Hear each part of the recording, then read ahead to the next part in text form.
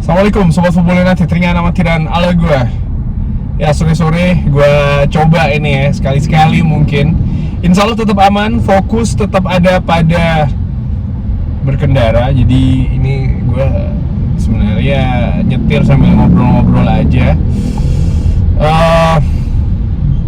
Ya fokus tetap pada setir ya, pada berkendara. Ingin ngobrolin terkait dengan situasi di Manchester United. Seperti biasa, gue melihat dari dua pertandingan pre-season Manchester United, ada, ya ini bisa saja berubah ya Sobat Football United nanti seiring dengan pertambahan jumlah pertandingan pre-season, persiapan, lalu juga bagaimana squad Manchester United yang pastinya akan semakin lengkap dengan pemain yang masih belum datang, masih belum hadir, pemain-pemain yang memperkuat tim nasional masing-masing di Piala Dunia, ataupun mungkin akan ada rekrutan yang datang lagi, itu juga bisa. Tapi dari dua pertandingan pre-season Manchester United, menurut gua ada beberapa sektor, ada beberapa posisi yang menurut gua masih mengkhawatirkan ya. Manchester United di pertandingan pertama kalah menghadapi Wrexham, lalu menang 5-0 menghadapi Rosenborg. Tapi terlepas dari 5 gol yang Manchester United ciptakan menghadapi Rosenborg, menurut gua lini serang Manchester United masih butuh perbaikan kualitas. Gua menilai 5 gol yang tercipta ke gawang Rosenborg, sudah gua bahas juga di video review ya, bahwa ini tidak terlepas dari bagaimana cara bermain Rosenborg yang mereka sedang dalam tengah kompetisi, atau kompetisi mereka sudah mulai, nampak tidak begitu fight, tidak begitu ketat dalam melakukan penjagaan, pressing, dan sangat masuk akal. Mereka sedang dalam atau sudah memulai kompetisi, jadi mungkin ada kekhawatiran yang pemain cedera atau seperti apa. Dan itu juga yang membuat Manchester United akhirnya bisa mendapatkan banyak peluang, mendapatkan banyak momentum, dan mencetakkan 5 gol pada akhirnya. Tapi menurut gua sektor penyerang dari Manchester United ini masih mengkhawatirkan. Ya gua nggak tahu nanti seandainya kalau Šeško bermain lalu bisa jadi lebih tajam, atau ketika Bruno Fernandes hadir kreativitas lebih meningkat. Tapi tanpa Šeško, tanpa Bruno Fernandes, tanpa Matheus Cunha, menurut gua ya ada kekhawatiran menurut gue dari kualitas lini serang Manchester United. Apakah ini berarti oke, Manchester United harus merekrut pemain baru atau seperti apa? Ya, bisa jadi itu salah satu solusinya. Tapi seperti gue katakan tadi ya, tanpa pemain-pemain inti yang saat ini memperkuat, atau ya kemarin memperkuat negaranya lalu sedang beristirahat, Manchester United menurut gue lini serangnya masih kurang greget. Bagaimana dengan pemain muda, Selassie ataupun juga pemain lain ya? Menurut gua ada potensi, tapi sekali lagi masih belum terlalu teruji.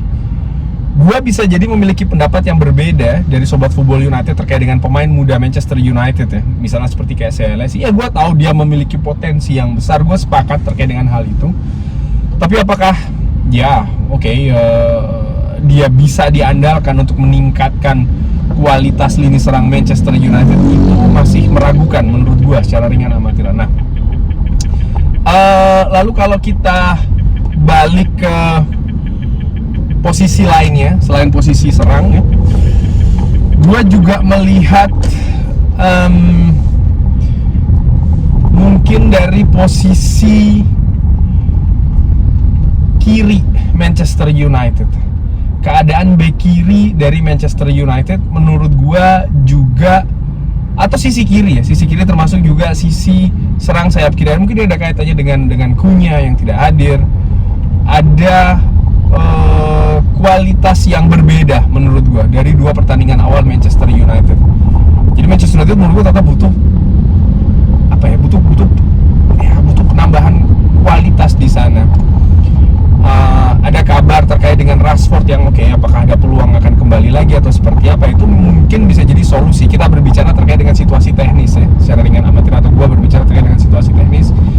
Ada Cunha, potensi ada Rashford, diharapkan bisa. Tapi dari dua pertandingan awal gua menilai ada situasi yang kurang di sana terkait dengan kualitas ya di sektor kiri dari Manchester United.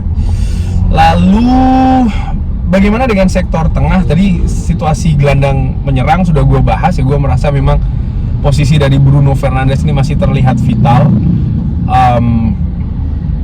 Dan dari faktor atau sektor gelandang, Andre Santos yang hadir pun juga menurut gue ya dia punya kualitas, dia pemain bagus. Tapi ketika dia digabungkan dengan skuad lainnya di Manchester United, gue masih menilai dia butuh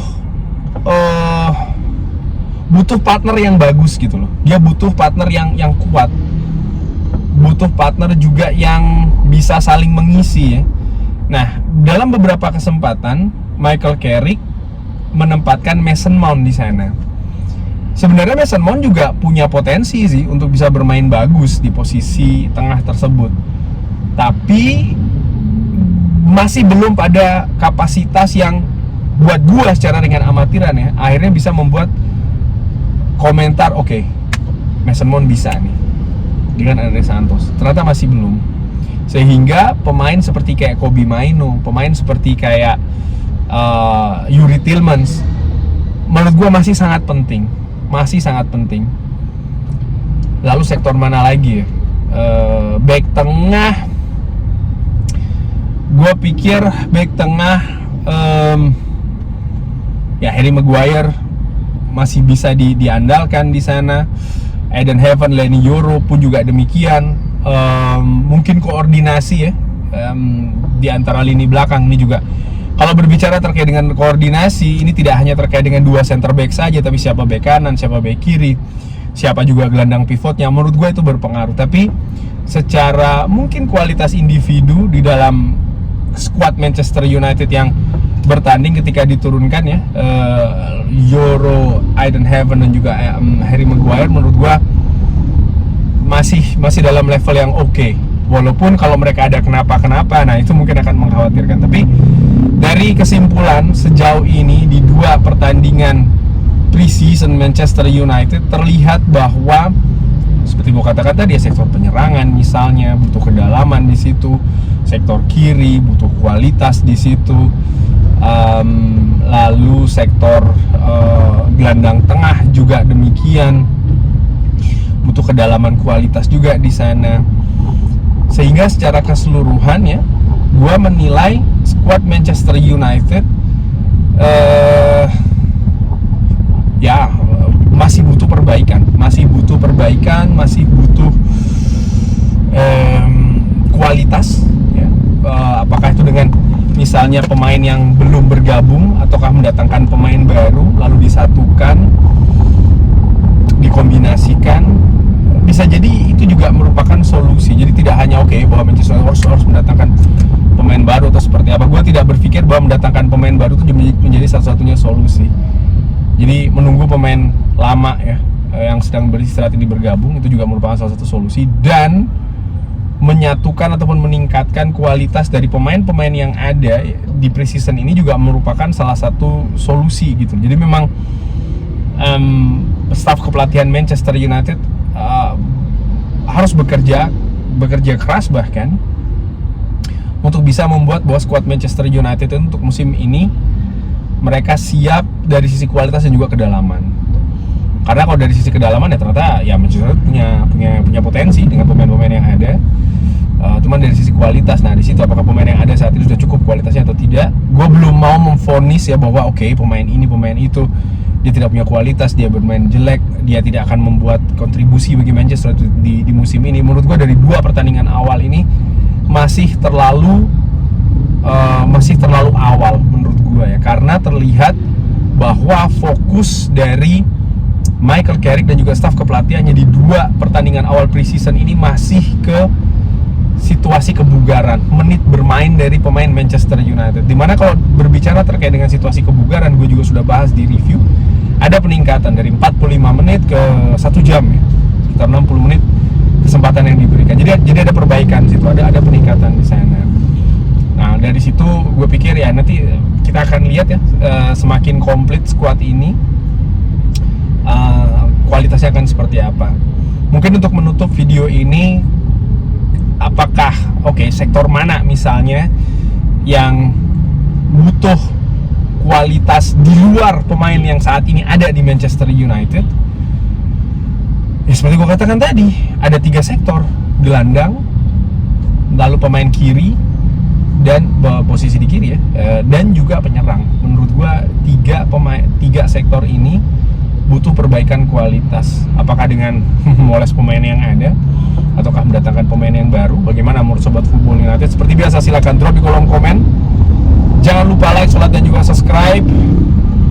Gue fokus nyetir ini untuk memberikan situasi. Oke, gue tetap fokus menyetir. Jangan lupa like, share, dan juga subscribe. Wassalamualaikum warahmatullahi wabarakatuh. Thank you.